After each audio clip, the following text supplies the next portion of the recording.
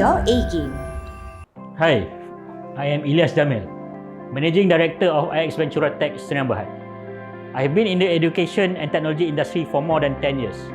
And for the past few years, I have been working with a few experts to develop an educational technology solution that will have a major impact to the society. Let me introduce you to Snap. Technological advancement create new educational needs. We need to be more progressive and be quick to adapt to technology. However, we understand that adapting to change is a stressful process, and our main concern is the mental well-being of the students as well as the teachers. We want to ensure that no one drops out of school and no one is left behind in education. In IXVT, we are committed to face the wind of change and contribute to the betterment of education. Snap is a game changer. We believe that learning should be fun and inclusive. From pen and paper to snap and submit. School tasks are now effortless with Snap. How easy is that? We can enhance digital literacy while combining the best of both online and offline schooling. We want to make sure that no one is marginalized. That's why we are here offering free subscriptions to our users. Snap is the first online learning platform that integrates mobile game with online learning. Imagine how exciting it is for the students to do homework and their marks can be used as points to play a simulation game called Game Act. This game encourages collaboration and peer support. We are confident that our solution is socially impactful because of our awareness to educate the future and innovate for the children. Gamification in education is the way forward. Our education is our future. Bring your A game. Assalamualaikum dan salam sejahtera. Salam Perlis ke arah rakyat bermentaliti kelas pertama dalam tindakan. Raja berdaulat, raja berilmu, negeri sejahtera, Perlis maju. Salam keluarga Malaysia, #Tegur Bersama dan salam #09Educators. Keindrakayangan membeli bingka, sayang pesanan terlupa sudah. Majlis bermula, tirai dibuka dengan alunan madah yang indah. Selamat datang tuan-tuan dan puan-puan ke Snap at Chuping Valley Accelerator Educational Program SCVEP 2022. Bagi memulia dan memberkati segala urusan, marilah sama-sama kita aminkan doa yang akan dipimpin oleh Ustaz Muhammad Nabil bin Kamal, Sekolah Menengah Kebangsaan Agama Arau, Timur. Bismillahirrahmanirrahim. Alhamdulillahi Rabbil Alamin.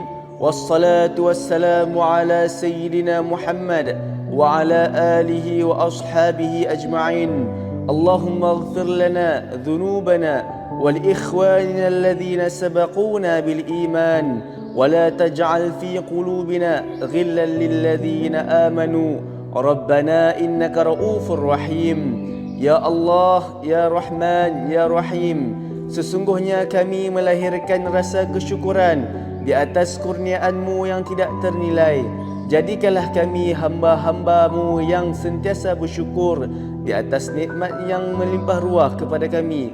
Kami juga amat bersyukur kerana dapat berada dalam satu majlis ilmu yang sangat bermanfaat ini, iaitu Snap at Chuping Valley Accelerator Educational Program 2022. Ya Fattah, Ya Alim, sesungguhnya Engkau Maha mengetahui bahawa kami di sini ingin menimba ilmu-Mu yang sangat luas bagi mengembangkan potensi kami sebagai hamba-Mu yang Engkau redai. Justru berkati, rahmati dan mudahkanlah urusan program kami ini, Ya Allah. Kurniakanlah kepada kami segala ilmu yang bermanfaat. Sinarilah hati-hati kami dengan cahaya dan hidayah-Mu. Semoga dengannya kami mudah menerima dan menghayati serta mengamalkannya. Ya Dzal Jalali wal Ikram, kurniakanlah kepada kami kesihatan anggota, kecergasan minda, ketenangan jiwa, kekuatan semangat. Semoga dengannya kami mampu mendepani cabaran, berdaya saing dan mampu mengangkat martabat diri, keluarga, organisasi, masyarakat dan negara kami. Rabbana atina fid dunya hasanah wa fil akhirati hasanah wa qina adzaban nar. وصلى الله على سيدنا محمد وعلى آله وصحبه وسلم والحمد لله رب العالمين.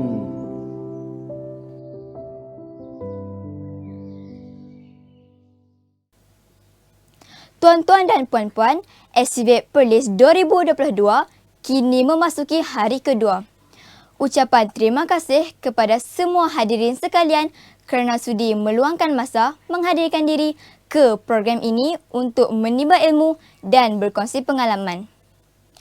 Sesungguhnya, menuntut ilmu itu tiada had dan batas sepadanya. Bak kata pujangga, tuntutlah ilmu hingga ke liang lahat dan tuntutlah ilmu hingga ke negeri China. Semoga usaha kita diberkati dan dirahmati. Untuk itu, tirai pembentangan dibuka dengan jemputan utama Dr. Nanik Krishnawati Darmawan dari Ikatan Bimbingan dan Kaunseling Sekolah IBKS Indonesian School Counselling Association Domisili Jakarta. Beliau akan membentangkan tajuk peranan penghormatan kaunseling terhadap peningkatan kompetensi guru kaunseling sekolah.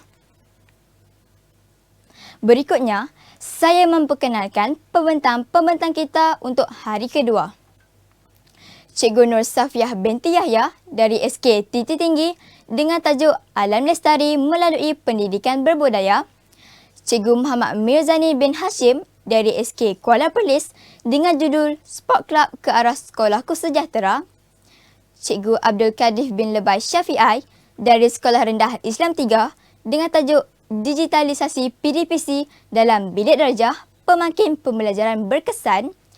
Cikgu Jamaluddin bin Yusof dari SK LKTP Cuping dengan tajuk Jalinan Antara SK LKTP dan Pusat Internet. Seterusnya, Cikgu Rabiatul Adawiyah Ismail dari SK Stella Maris dengan tajuk Kapsul Beracun. Cikgu Muhammad Nur bin Man dari SMK Dato' Ali Ahmad dengan tajuk Pengurusan Data dalam Kepimpinan. Cikgu Chan Lai Kim dari SMK Derma dengan judul Open Matematik Tambahan Tingkatan 4. Cikgu Aznura binti Bunari dari SMK Dato' Ali Ahmad dengan judul EDP Memupuk Kreativiti Murid-Murid dalam PDP Matematik Tingkatan 3, tajuk Pelan dan Dongakan. Cikgu Nur Rafidah binti Zainuddin dari SK Simpang 4 dengan tajuk Kit ID Wheel. Cikgu Nurul Najah binti Saidon dan Cikgu Ruzaimi bin Osman dari SMK Agama Perempuan Alawiyah Kangar Perlis dengan tajuk Resipi Carnelian. Ayuh tuan-tuan dan puan-puan, sama-sama kita saksikan.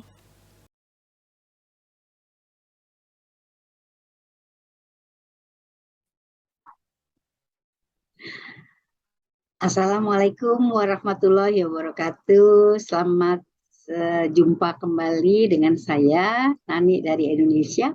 Untuk kawan-kawan semua yang ada di Perlis, apa kabar? Semoga semua sehat-sehat selalu.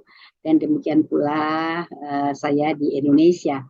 Teman-teman sekalian, salam jumpa dan kali ini mohon maaf sekali saya tidak bisa hadir di persidangan kali ini.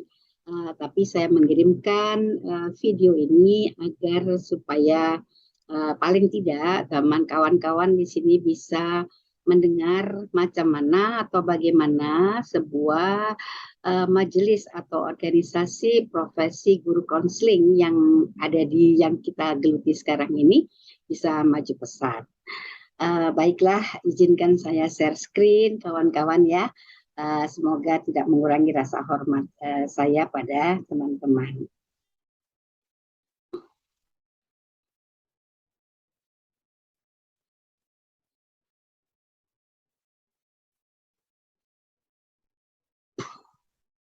Baiklah, kalau kita bicara ya tentang organisasi guru konseling sekolah, gitu ya, kita di sini. Itu kebetulan saya 2 periode bahkan lebih ya itu sudah magang bagaimana teman-teman guru konseling yang ada di Indonesia dan bagaimana mengembangkannya dan bagaimana kami organisasi dari guru konseling sekolah ini, dari guru konseling sekolah ini bisa dipercaya oleh pemerintah dan bahkan menjadi kepanjangan tangan pemerintah untuk Indonesia.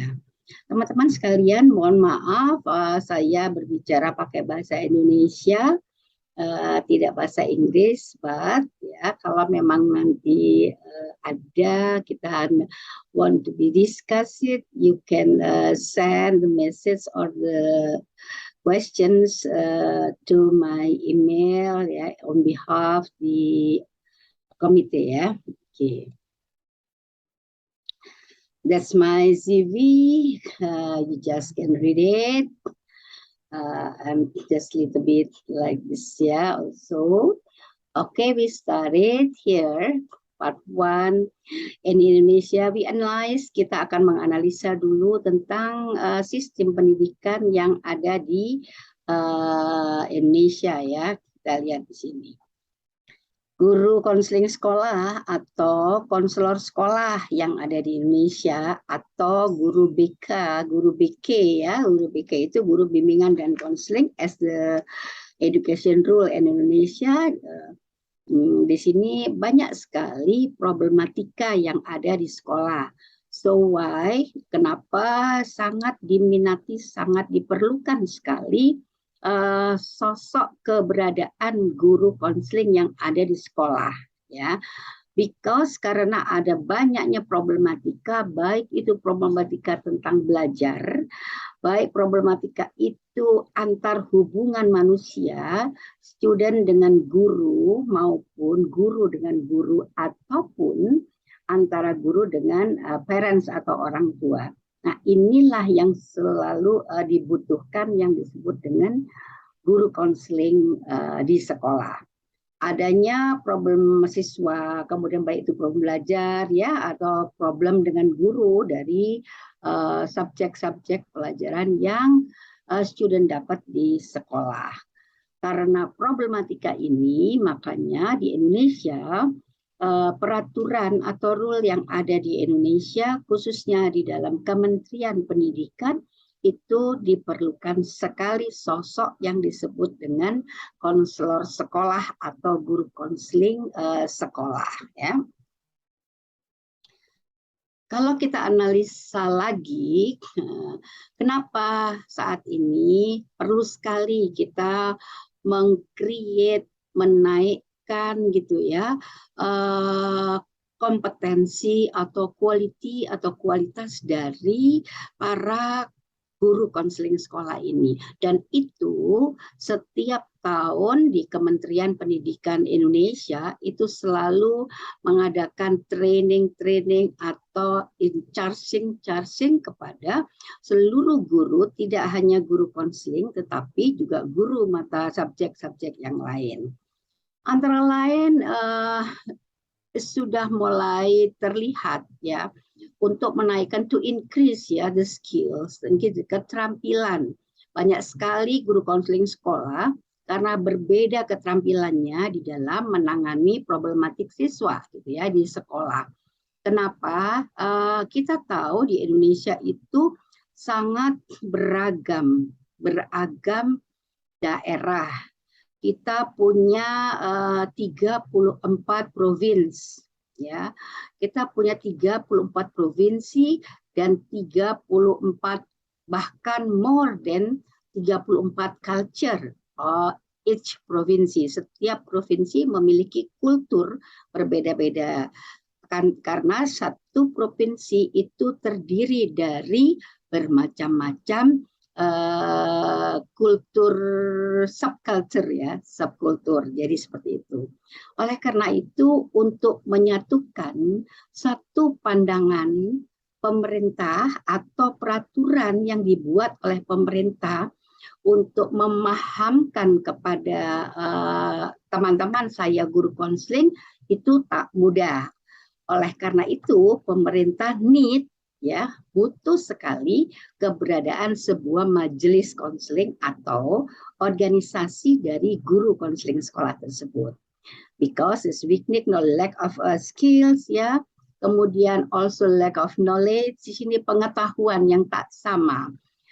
Sebagian memang mereka berasal dari degree of counseling atau degree of psychologist, but juga banyak sekali yang tidak berasal dari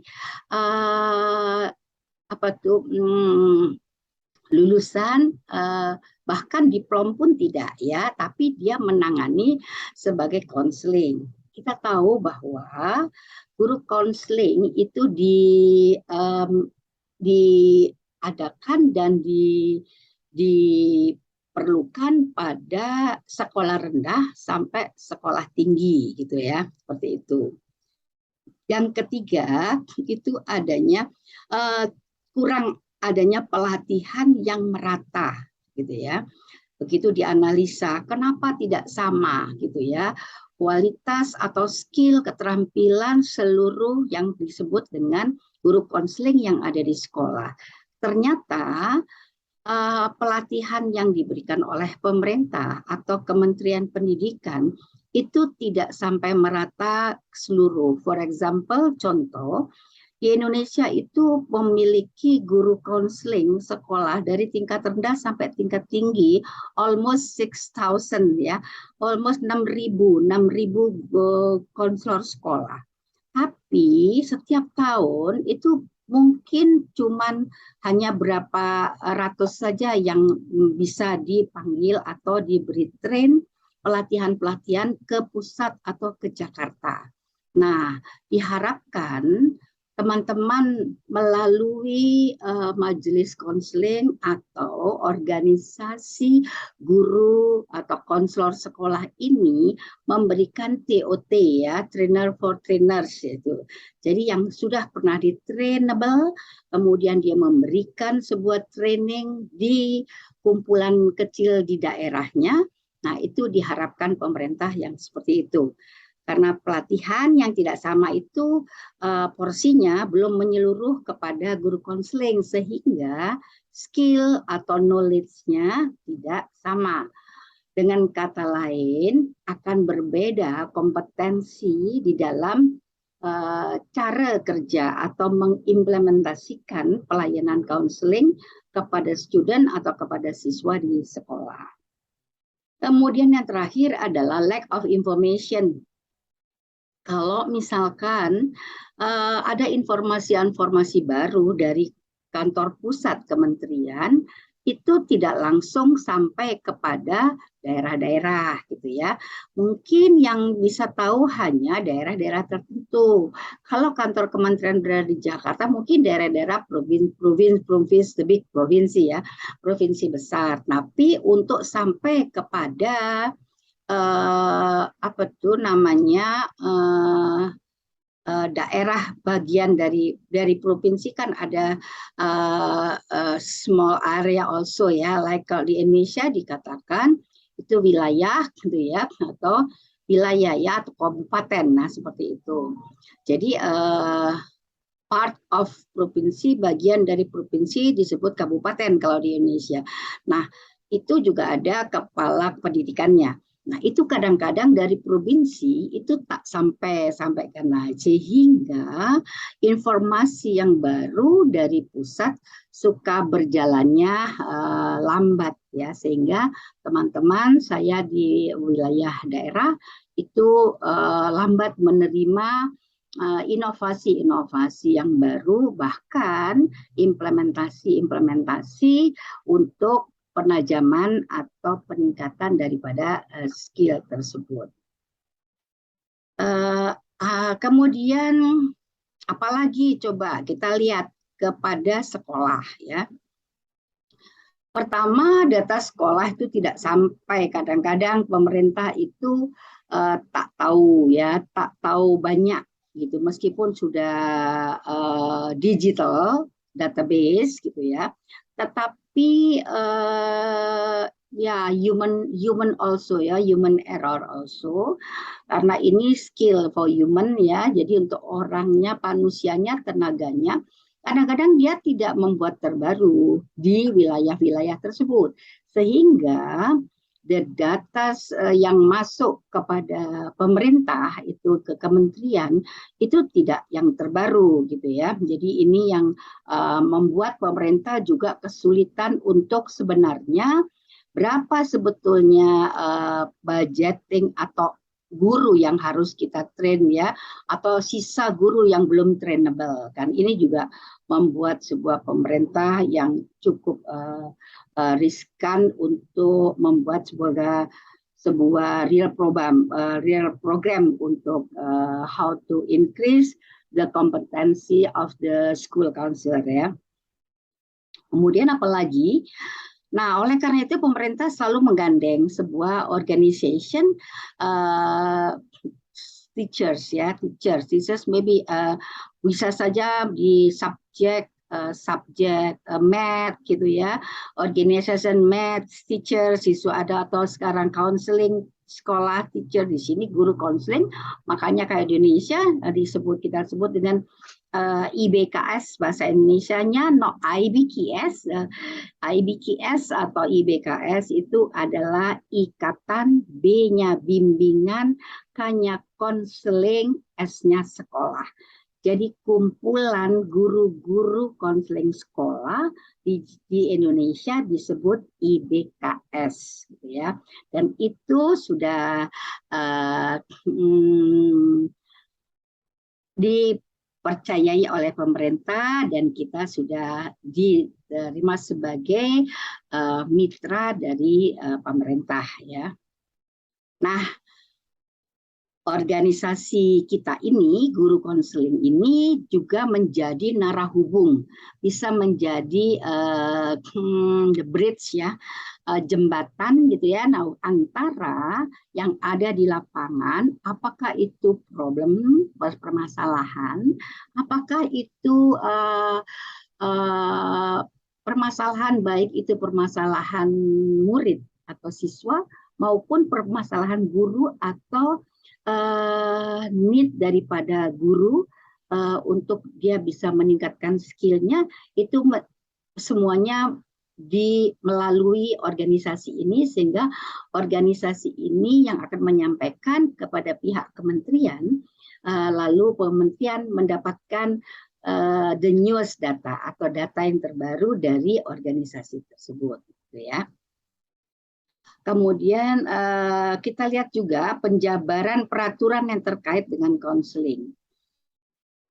Jika di Indonesia contoh saja, itu peraturan sekali ada perubahan di dalam masalah guru atau pendidikan, pasti ada perubahan kurikulum maupun yang lain-lain gitu ya.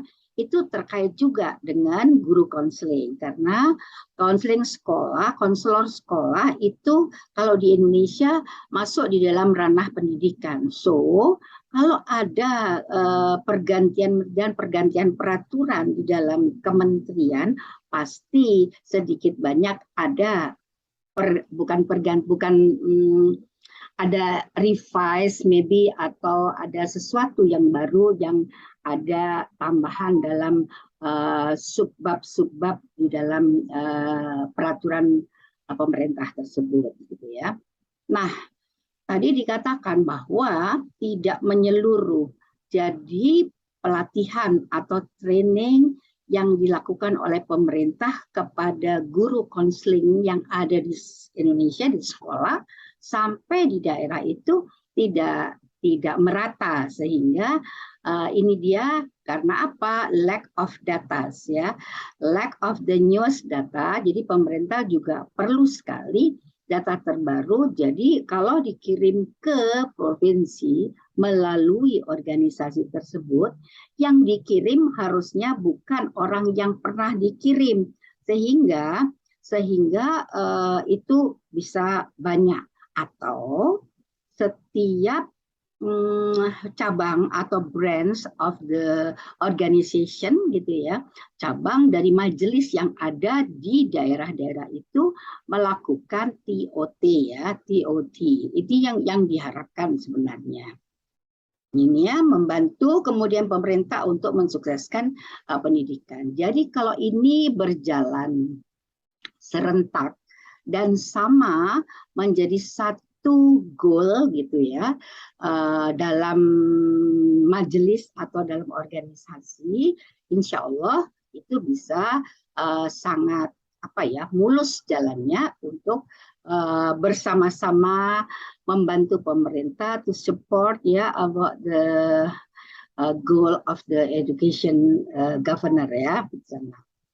Sekalian, demikian dari saya. Semoga bermanfaat dan sekali lagi mohon maaf tidak bisa berdiskusi, tetapi teman-teman bisa melakukan pertanyaan-pertanyaan by writing, by WA, by email. So I'll be glad to discussing with you ya.